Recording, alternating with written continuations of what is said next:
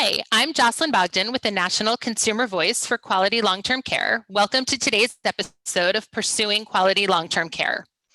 Even before COVID, families have played a key role in advocating for their loved ones in nursing homes.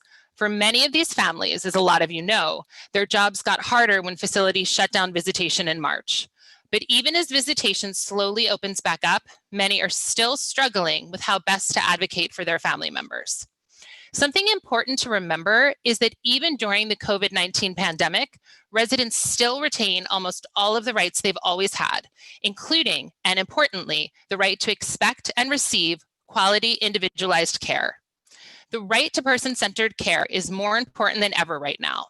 But for families, ensuring that their loved ones are receiving that high level of care during the pandemic can sometimes be difficult.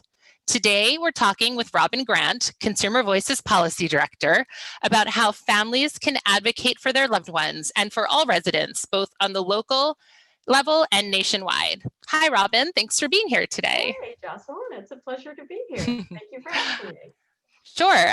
So to start off, how has COVID changed how families advocate for their loved ones in nursing homes?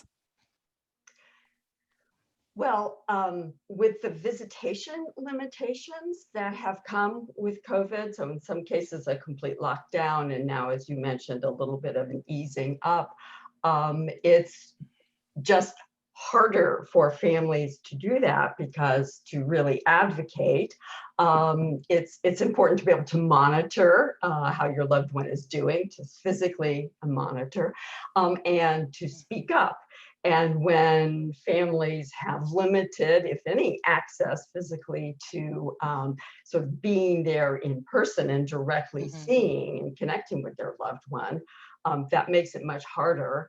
And also, if you're physically in the facility and you're visiting with your loved one, you can pop up and you can go talk to a staff person about a concern you might have, or just go to the nurse's station. It's harder to do that faster and more directly when you're not there.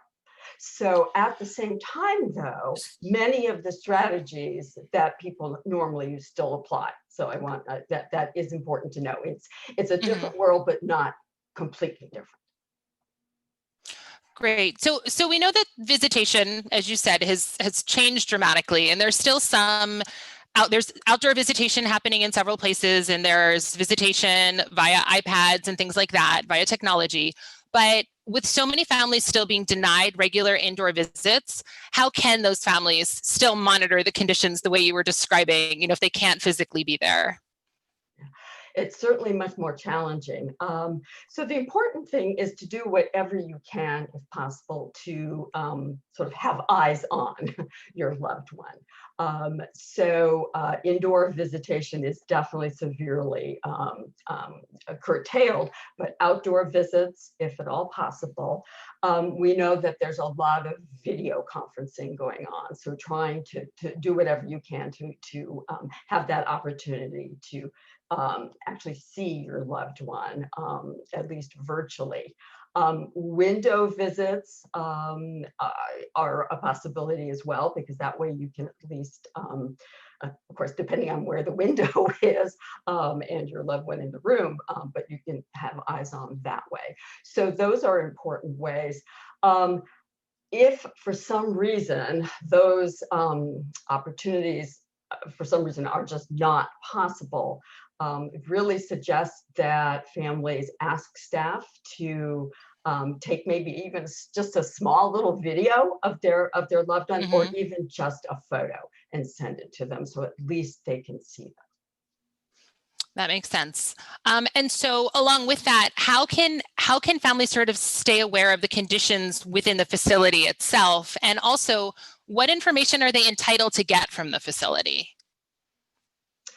So I think sort of look, listen, and learn, I think are three L's that are helpful here.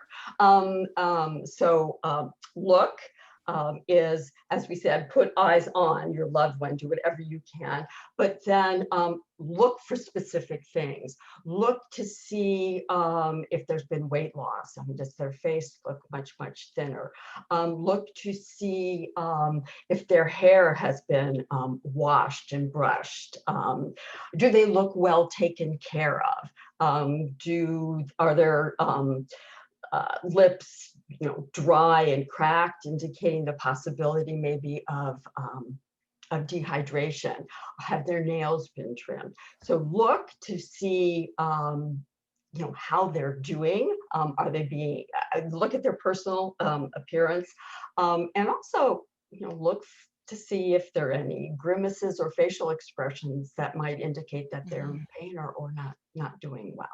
So that's one way. So that's the look, but also listen. So if your loved one can communicate with you, ask questions. So ask, how are they doing?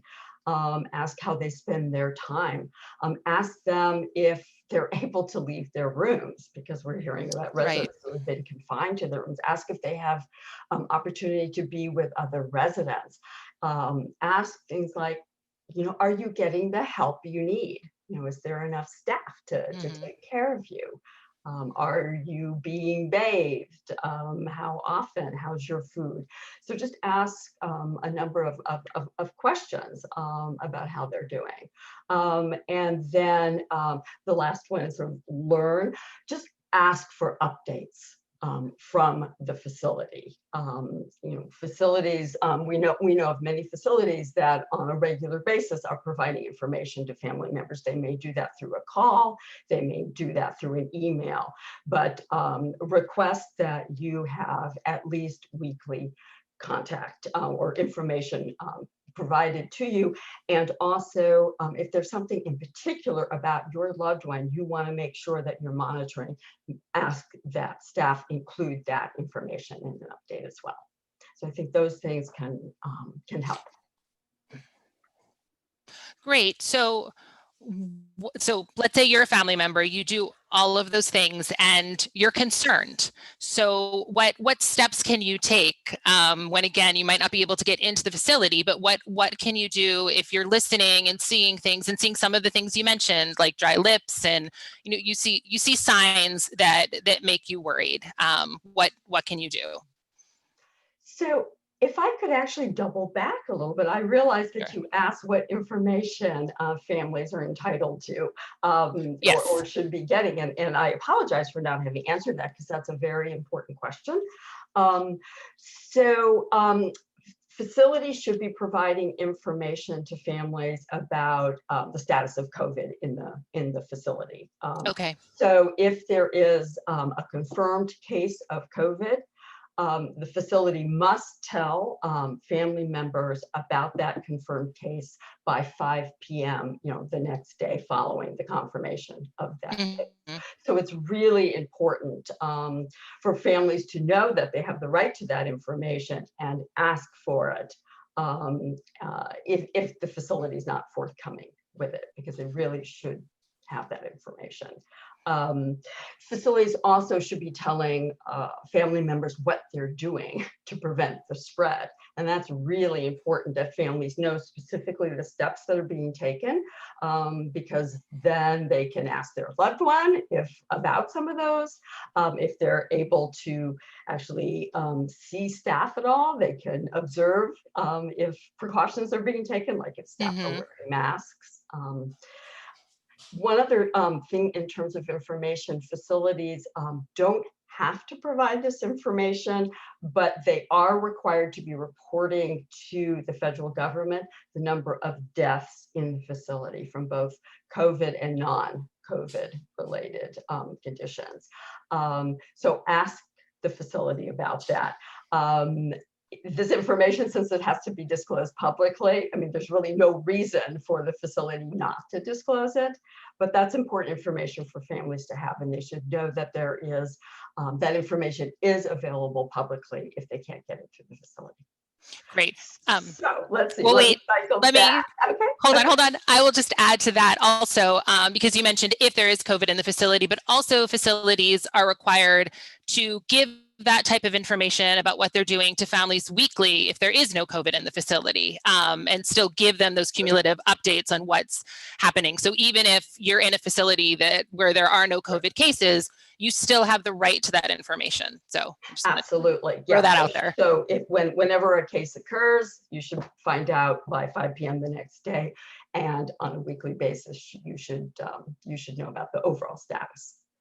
Great. So then to go back, so let's say that your facility has given you updates, but like you said, you're kind of watching the staff when you're doing a video call and you don't see them wearing their PPE or doing what they should be doing. What steps can you take if you're concerned with what you're hearing or seeing or learning about the facility?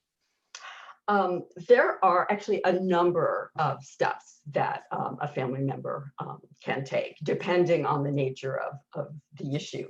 So certainly the first thing to try is to talk directly to staff, to raise the problem. Mm-hmm. You want to do that really as soon as possible, so you're not letting a lot of time elapse from when the issue is occurring to when you're talking about it. And start by talking to the staff person who appears to be the most directly involved. So that might be an aide. And if that's not leading to resolution, use the chain of command in the facility. So the staff person has a staff supervisor, go to the supervisor. If that's not working, go to a department head. And if that's not working, go to the administrator. So make sure to say something, it's the old see something, say something. Right. But also just it's important to be specific about what your concern is and provide details. So just saying things are terrible is a little hard for somebody to respond to in terms of, well, what can I do to fix it? And also, I just encourage people to take notes. I mean, if you talk to somebody, write down who you talked to, when you talked to them, and what they said they would do. So you kind of have a paper trail, and you can track things. So talking directly to staff, raising the issue there is a very important step to take. You can also use a facility grievance process. Every facility must have a process. So in order to find out what that is in your loved one's facility, you will have to ask for a copy of the facility policy and then follow it and use it. All complaints must be looked into. You must get a response in writing about what they found and what they're doing about it. So that's an important way to go. I would also encourage people, while you can file a complaint orally, you can file it anonymously. I would suggest filing it definitely in writing, if at all possible, because that way you can be more precise and you know exactly the information that's being communicated to them. The care plan conference, if there's an issue about care, and particularly if it's ongoing, that can be a really good place for families to raise concerns. So there will be a care plan conference at least quarterly, but families can always ask for a special care plan conference. Great. So just real quick, that's a place where family will come together with staff, the resident as well, if he or she is able to and wants to talk about the specific issue and what could be done about it. And ideally, at its best, everybody is trying to figure out, what can we do? You come up with an approach, and then it gets implemented. So you'll want to, if you're a family member, to make sure to ask for a copy of the care plan, so you make sure it makes it in there, and to monitor it as well. And when you've had that conversation, make sure that you find out who's the person to go to between now and the next care plan conference if things aren't going quite the way they're supposed to.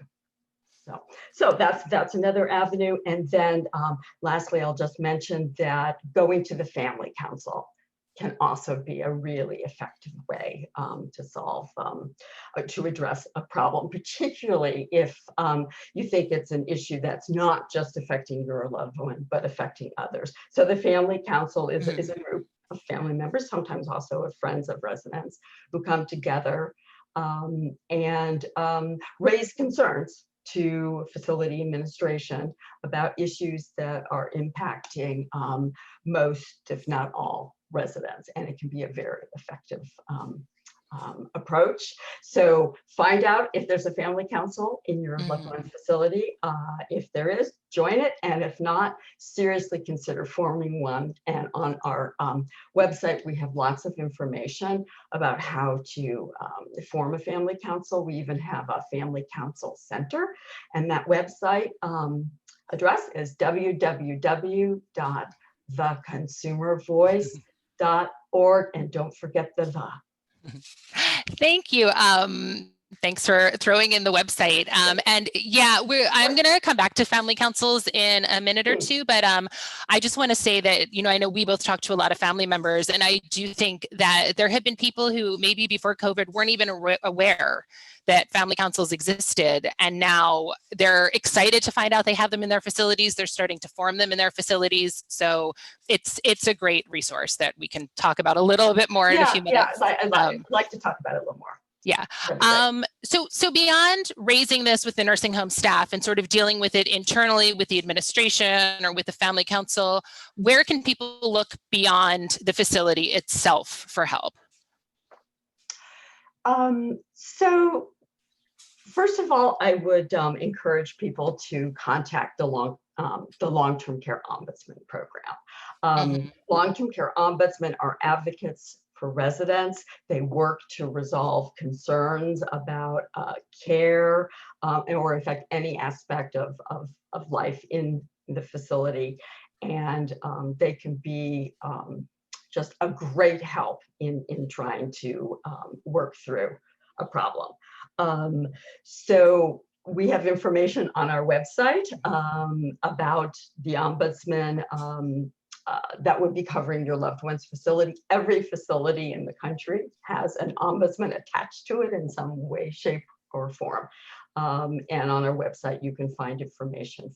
You can actually drill down to the county where your facility is located and find that person. So that's yeah, I'll throw out that when you go to the website, www.theconsumervoice.org, at the top, you'll see tabs. There's a Get Help tab. And when you go to that Get Help tab, you'll see a map and you'll see all the states listed. And that's where you can go to find that information. So it's very easy to find. So along with the ombudsman information on there, there is other information about places outside the nursing home where you can get help or file a complaint about a concern. So in addition to the ombudsman program, I would really urge people to file a complaint with the state survey agency. I think on the website it's called Licensing and Certification, so a number of different names. But this is the entity in the state that regulates and oversees nursing homes. So I would suggest that people file a complaint. Again, it's best, I think, to file a written complaint about whatever the concern is. And the agency is tasked with investigating the complaint and determining if the facility is violating a regulation. In this COVID world, there have been some suspension of some of the survey activities. Complaint investigation has been cut back. It's now appears to be happening more frequently. Regardless, it's really important to file that complaint because we don't know exactly what agencies are doing with each of the complaints, how they're deciding what they're going to go out on. But it's important because you never know how they will assess the priority of the complaint, and it's important, if nothing else, to go on record. So file the complaint. There are some other agencies too, if you're concerned about abuse or neglect. And sadly, we are hearing stories of neglect during the pandemic. So adult protective services in most states, or in many states, I should say, will investigate allegations of abuse and neglect in nursing home settings. So see if that is the case in your state and file a complaint. There's also an entity out of the Attorney General's office, and it's called the Medicaid Fraud Control Unit, and they will go in and will do an investigation into abuse or neglect. One of the aspects of neglect they'll look at is failure to care, failure to provide services, and so that sadly might be appropriate in some instances based on what we're hearing. So all that information is available on our website under that Get Help. Great. If I could just say, there are just a few other places that people might want to consider going. Talked about going up the chain of the command. The administrator, every administrator reports to someone something. So go up the nursing home, outside the nursing home chain of command. That might be, if it's a for-profit corporation, it might be a regional manager for the corporation. Frankly, I've had family members that have gone to the CEO. I've had family councils that have gone to the CEO and have been successful. So don't think, That's there's great. no way, no way, anything's going to happen if I go. That is not necessarily the case. For-profit, not-for-profit, I should say, nursing homes have a different structure. So they report to a board of directors. So there's you can contact the chair of the board of directors, send something to all of the directors. I mean, so go above the administrator if necessary. I've definitely seen that make a difference when the administrator's boss tells them that they need to do something. So that's one way. Also, again, that there's a bureaucratic agency chain of command. So if the state survey agency isn't responding, go above them, and that would be the Centers for Medicare and Medicaid Services. So there's a regional office and a central office. We're having families now that are emailing the administrator of CMS herself. So there's absolutely no reason not to do that. So go up that chain of command.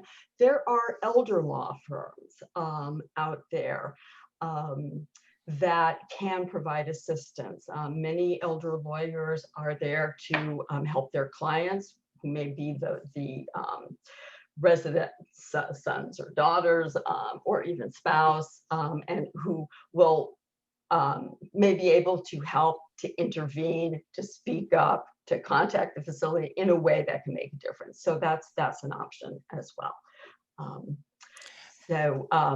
There's more if you'd like me to go on in terms of elected officials, or let's hang on for a minute. Okay. I also just want to add, though, to that something that I've been telling family members: if they're reaching out to CMS, even if they're reaching out to the top of CMS, or they're reaching out to CEOs of their for-profit nursing home, in addition to just emailing, use social media, tweet at them. A lot of times companies respond better when somebody's coming at them on social media, because more people see it. So for the past 2 weeks, when I've talked to family members, I've just said, tweet at CMS. Don't just send an email that no one else sees, but go after them on social media. It works when you do it with other types of corporations, or when you have a product that doesn't work. And so it's another avenue to try when you're reaching out, especially to people higher up who you're concerned they might not look at your email.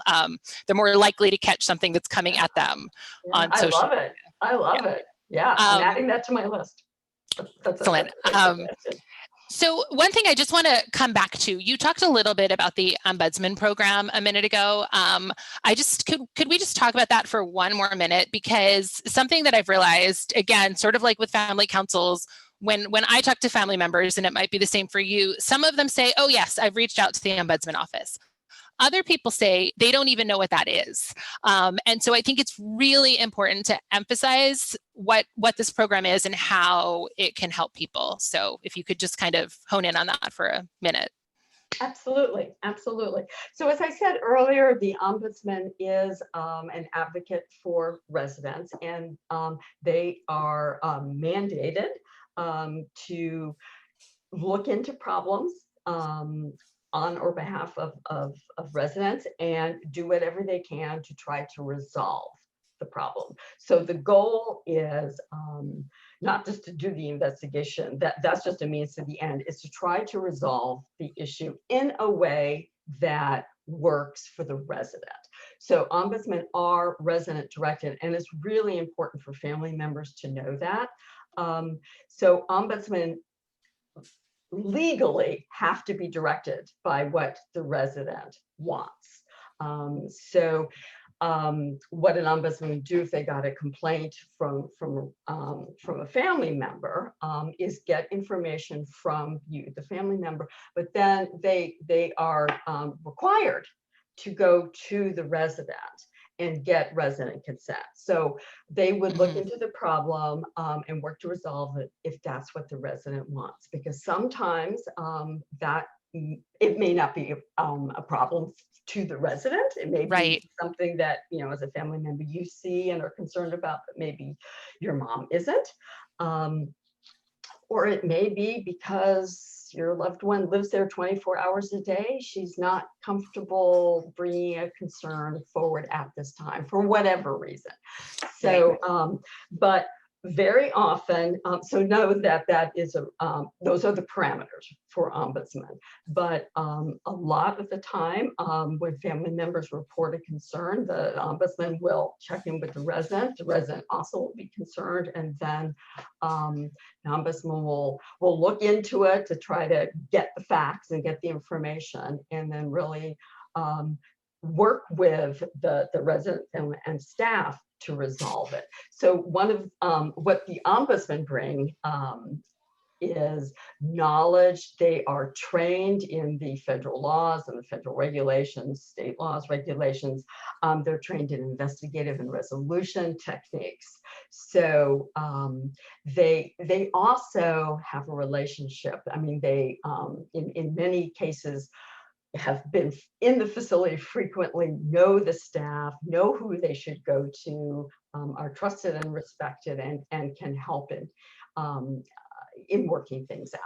So their services are free, they're confidential. So it's probably the best first place that somebody could go if they have a complaint or a concern. And I want to add that their resolution rate of either partially resolving or completely resolving a complaint to the satisfaction of the resident is, it's around 75% or so. So it's I didn't know that. That's awesome. When you put those together, yes, they are usually very successful. That's great. I just want to emphasize one thing you just mentioned. I've talked to a lot of people recently. One gentleman who was very upset, I mean, justifiably so, that he hasn't been able to see his wife, made the comment actually in a voicemail that he left that his rights are being violated because he can't visit his wife. And so everything else he said was very legitimate. But when we talked, I explained to him that he doesn't have the right to visit. So what you mentioned about the residents' rights, that's where these rights lie. So when family members are advocating for their loved ones in facilities, they need to remember that the right for visitation, all of these things lie with the resident, not the family members. And you mentioned that when you were talking about the ombudsman, but I think as families sort of frame the problems, they need to be aware of that it's the person in the facility who has the right to these things, and it's not the family. Right, there's a resident's bill of rights. That's how it's phrased. It's not, they're right for families. So it's the resident's right to visit. If I could just build on that, one other point is, well, we're talking about rights, broaden that to regulations. It's just really important for family members to do what they can to educate themselves about what those rights are and what the facility's obligations are. So they should know that they have, there has to be a care plan, that residents must be allowed to and invited to participate, that there is a role for family members, and they should know what the facility is required to do, because if you don't know, you can't expect that and then in essence actually demand it. Right. Get what facilities are supposed to be doing. Yeah, you can't advocate if you don't know what you're advocating That's for. right. You don't know what you don't know. So to come back to, I said I would come back to family councils. If we could just briefly talk a little bit more about family councils and how they can help you enhance your individual advocacy and how that works. So as an individual family member, you're there advocating on behalf of your loved one. So you're trying to get a specific concern that impacts, your loved one addressed. So that's obviously very important. What a family council then brings to that is it's a group of families who together are advocating to get things changed for improvements for the majority, if not all, nursing home residents. So they are connected, individual and family council advocacy, but each are important in and of themselves. The beauty and importance of a family council is that the vast majority of the time, the problem that is affecting your loved one is something that others are affecting. So staffing comes to mind.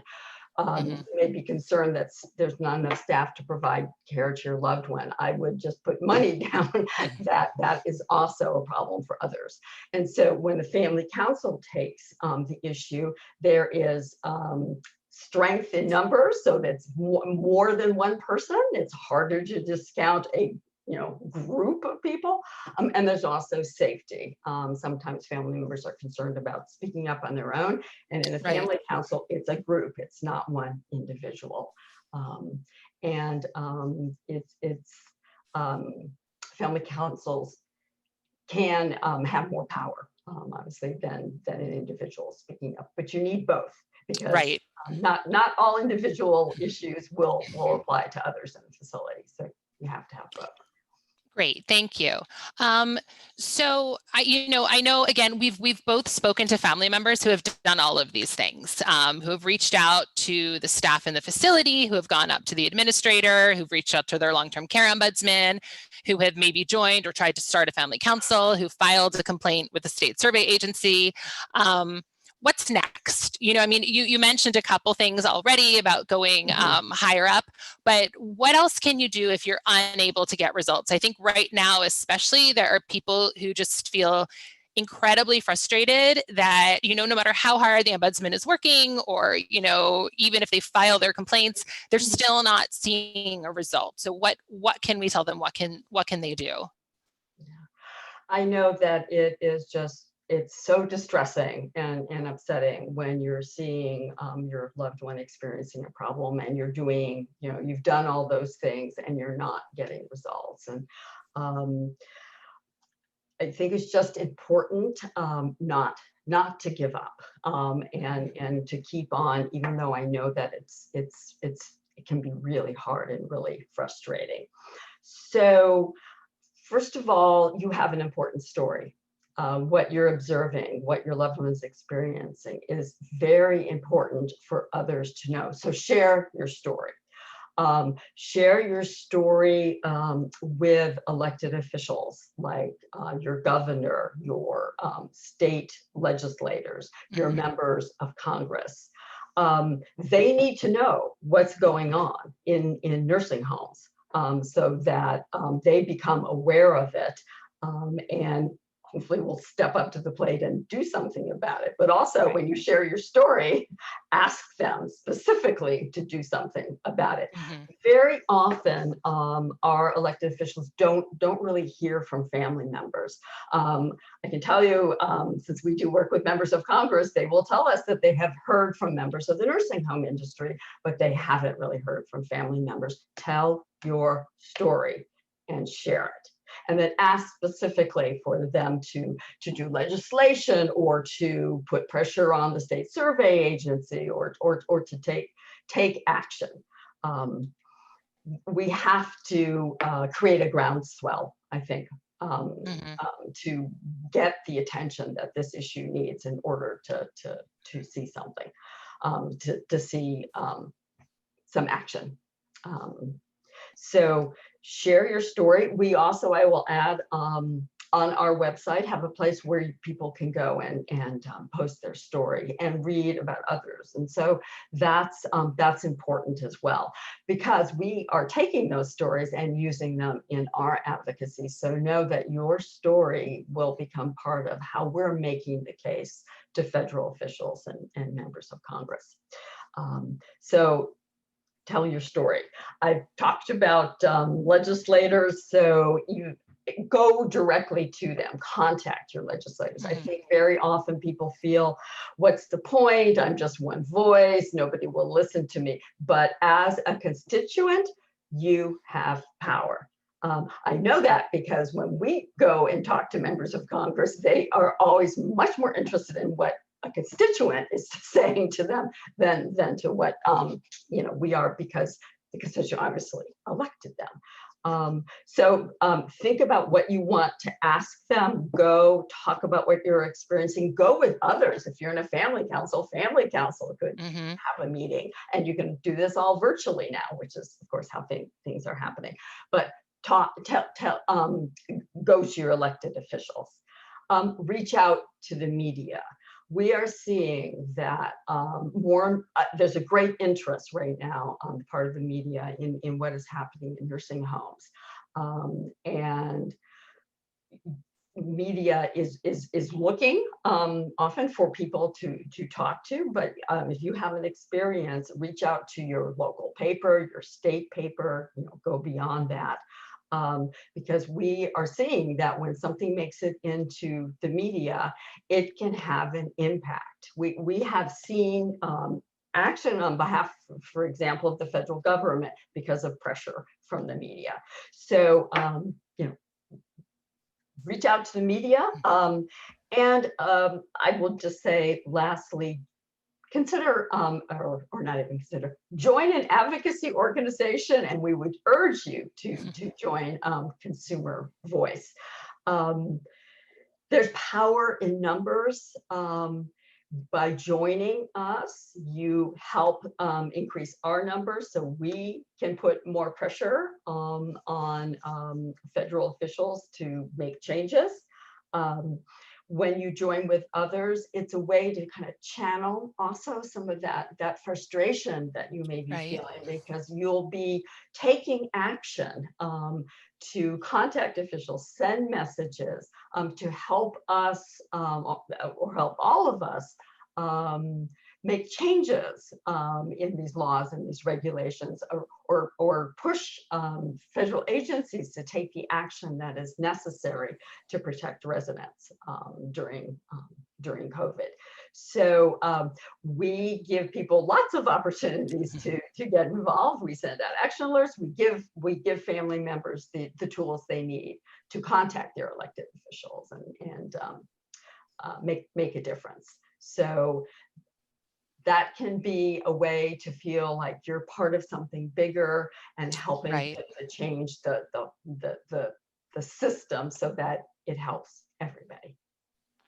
Thank you. I think that's really helpful. And I think you're right. A lot of people sometimes feel like whether it's their local elected officials or whether it's their congressmen, sometimes people feel a little bit of like, oh, like they're not going to listen to me, or I can't reach out to them. But not only are the family members their constituents, but so are the families, the people in nursing homes. Nursing home residents are their constituents. They need to know what's going on and what's happening to them. So you have every right to do that. And also, just quickly, I want to add a success story with the media. Someone emailed us a few months ago, and we gave them much of the same advice, I think, that Robyn, you've been sharing today. And then a few weeks ago, we got an email saying, my story made the paper. Like, I talked to this reporter, and this is, it was a sad story, so it's not, that exciting, but it is exciting that, and this was a resident himself, but who was able to reach out and actually get the attention on the issue that he needed. wow. So yeah, so sometimes these things really do work, and they're always worth trying. But thank you for, go ahead. No, Sorry. I just wanted to say to folks that not to give up.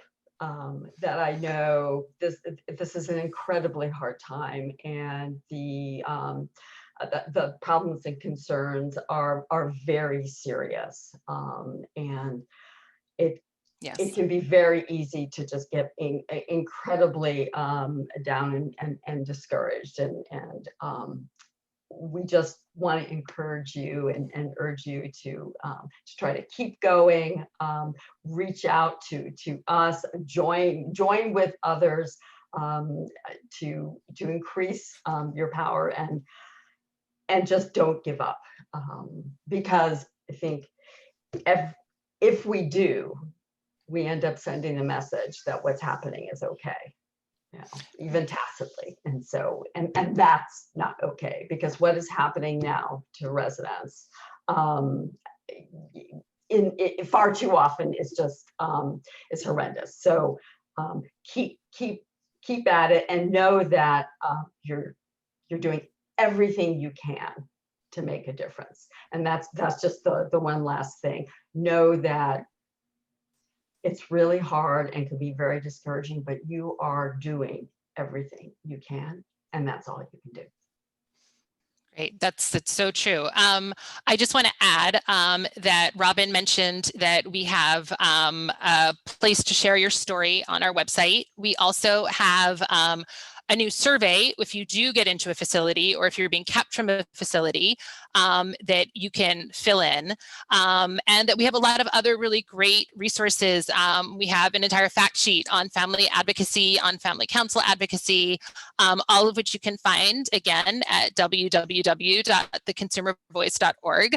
And there's a new visitation page where there's advice on if you are being allowed to visit, if you're not being allowed to visit, more advocacy tips and things like that. So I would encourage everyone to visit. And thanks again, Robyn, for being here today. Thank you for having me.